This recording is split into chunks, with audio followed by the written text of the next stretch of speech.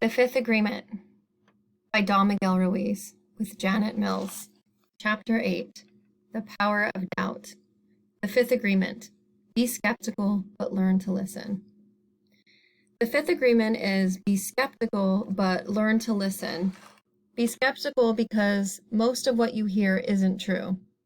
You know that humans speak with symbols, and symbols aren't the truth. Symbols are only the truth because we agree, not because they are really the truth.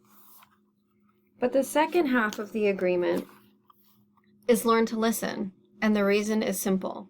When you learn to listen, you understand the meaning of the symbols that people are using. You understand their story, and the communication improves a lot. Then perhaps, instead of all the confusion among humans who inhabit the earth, there will be clarity. Once you realize that hardly anything you know through symbols is true, then be skeptical has a much bigger meaning. Be skeptical is masterful because it uses the power of doubt to discern the truth. Whenever you hear a message from yourself or from another artist, simply ask, is it truth or is it not truth? Is it reality or is it a virtual reality? The doubt takes you behind the symbols and makes you responsible for every message you deliver and receive. Why would you want to invest your faith in any messages that are not true?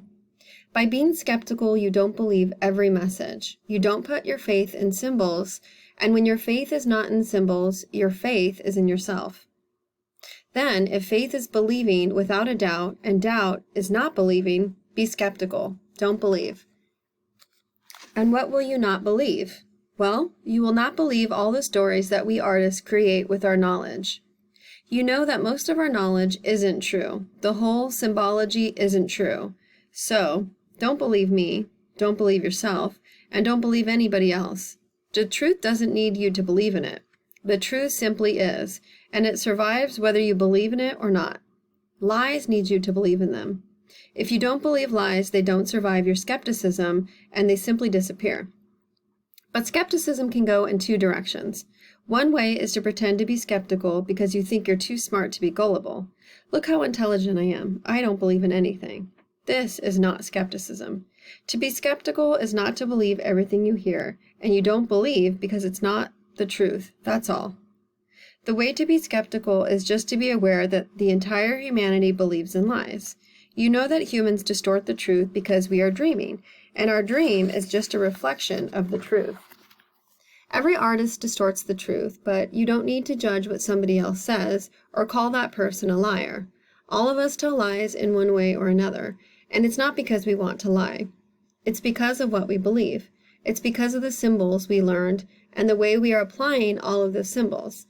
Once you are aware of this, the fifth agreement makes a lot of sense, and it can make a very big difference in your life. People will come to you and tell you their personal story. They will tell you their point of view, what they believe is true. But you won't judge if it's truth or if it's not truth. You don't have any judgment, but you do have respect. You listen to the way other people express their symbols, knowing that whatever they say is distorted by their beliefs. You know that what they are telling you is nothing but a story, and you know that because you can feel it. You just know. But you also know when their words come from truth, and you know without words, and that's the main point. Truth or fiction, you don't have to believe anyone's story. You don't have to form an opinion about what someone says. You don't have to express your own opinion. You don't have to agree or disagree. Just listen. The more impeccable a person is with the word, the clearer the message will be. But the words that come from another artist have nothing to do with you. You know that it's nothing personal. You listen and you understand all the words, but the words no longer affect you. You no longer judge what other people say because you understand what they're doing. They are only letting you know what is going on in their virtual world. You already have the awareness that all artists live in their own dream, in their own world. In that world, whatever they perceive is truth for them. And it could be that it's absolutely true for the artists who are expressing their story, but it's not truth for you. The only truth for you is what you perceive in your world. With this awareness, there's nothing to prove to anyone.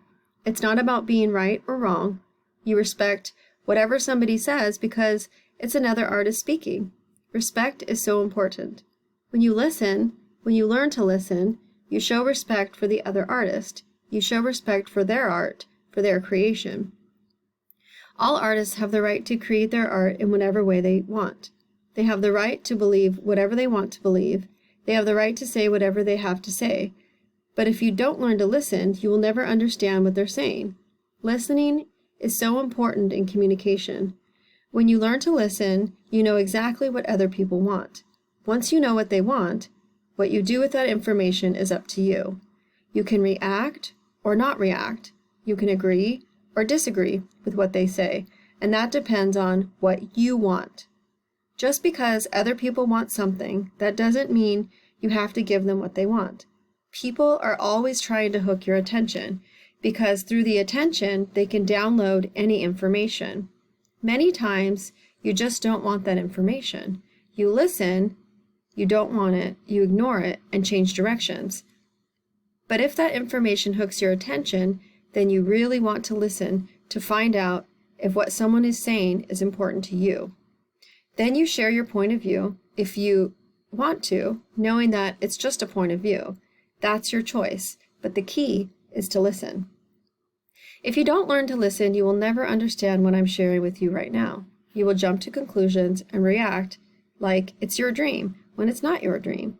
When other artists are sharing their dream with you, just be aware that it's their dream. You know what your dream is and what your dream is not.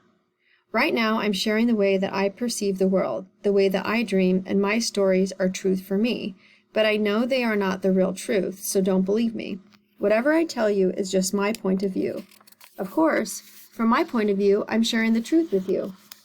I do my best to use words in the most impeccable way so that you can understand what I'm saying. But even if I share an exact copy of the truth with you, I know that you will distort my message as soon as it goes from my mind into yours. You will hear the message and tell yourself the same message in a completely different way, according to your point of view. Then, perhaps what I say is the truth or not the truth, but perhaps what you believe is not the truth. I am only one half of the message. You are the other half. I am responsible for what I say, but I am not responsible for what you understand. You are responsible for what you understand. You are responsible for whatever you do with what you hear in your head, because you are the one who gives the meaning to every word that you hear. Right now, you are interpreting what I'm saying according to your personal knowledge. You are rearranging the symbols and transforming them in a way that maintains an equilibrium with everything in your belief system. Once you achieve that equilibrium, you may or may not accept my story as the truth, and you can make the assumption that what you are telling yourself is what I intended to say, but it doesn't mean that your assumption is true. You can misinterpret what I say. You can use what you hear to blame me, to blame somebody else, to blame yourself, to blame your religion or philosophy, to be angry with everybody, mainly with yourself. You can also use what you hear to find the truth, to find yourself, to make peace with yourself, and perhaps to change the message that you deliver to yourself. Whatever you do with my words is up to you. It's your dream, and I respect your dream. You don't have to believe me, but if you learn to listen, you can understand what I'm saying, and if the information I'm sharing with you makes sense to you, then you can make it a part of your dream if you want to. You can take whatever works for you and use it to modify your dream, and what doesn't work for you, just ignore. It won't make any difference to me, but it might make a difference to you, because I make the assumption, knowing that it's an assumption, that you want to become a better artist, and that's why you are challenging your own beliefs. Then be skeptical. Don't believe me. Don't believe anybody else, but especially don't believe yourself. When I say don't believe yourself, oh my goodness, can you see the implication? Don't believe everything you learned? Not believing yourself is a huge advantage, because most of what you learned is not the truth. Everything you know, your whole reality, is nothing but symbols. But you are not that bunch of symbols that talk in your head. You know that, and that's why you are skeptical and you don't believe yourself. If your beliefs are telling you, I'm fat, I'm ugly, I'm old, I'm a loser, I'm not good enough, I'm not strong enough, I'll never make it, then don't believe me. Then don't believe yourself, because it's not true. These messages are distorted. They're nothing but lies. Once you can see the lies, you don't have to believe them. Use the power of doubt to challenge every message that you deliver to yourself. Is it really true that I'm ugly? Is it really true that I'm not good enough? Is the message real or is it virtual? Of course, it's virtual. None of these messages come from the truth, from life. They come from distortions in our knowledge. The truth is, there are no ugly people. There's no good enough or strong enough. There's no universal book of law where any of these judgments are true. These judgments are just agreements that humans make. Can you see the consequence of believing yourself? Believing yourself is one of the worst things you can do because you've been telling yourself lies your whole life. And if you believe all those lies, that's why your dream isn't a pleasant dream. If you believe what you tell yourself, you may use all those symbols that you learn to hurt yourself. Your personal dream may even be pure hell because believing in lies is how you create your own hell. If you're suffering, it's not because anybody is making you suffer. It's because you obey the tyrant that is ruling your head.